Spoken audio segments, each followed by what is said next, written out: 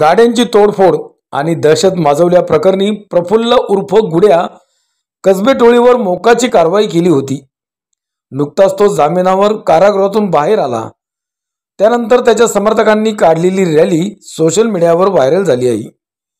त्यामुळे येरवडा पोलीस ठाण्यात नव्याने गुन्हा दाखल झाला आहे।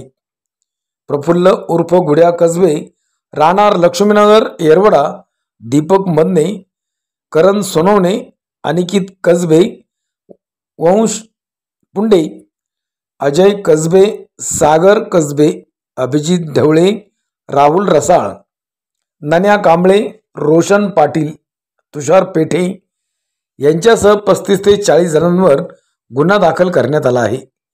पोलीस शिपाई लहू गडमवाड यांनी ही फिर्याद दिली। प्रफुल्ल कसबे मंगळवारी जामिनावर बाहेर आल्यानंतर त्याच्या स्वागतासाठी रात्री 10च्या सुमारास समर्थकांनी चारचाकी गाड्यांसह 20 ते 30 दुचाकीवरून रॅली काढली।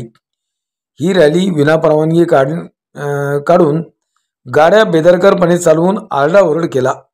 हा सर्व प्रकार समोर आल्यानंतर कसबे याच्यासह सुमारे 50हून अधिक जणांवर गुन्हा दाखल केला आहे। ब्युरो रिपोर्ट, झंझावात न्यूज, येरवडा। हो घ्या ना पुढं।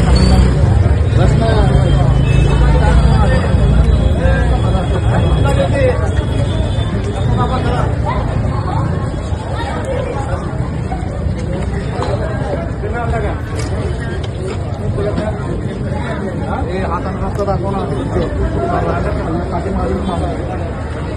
रस्ता दाखव, असं बोटवर सुरुवात केली।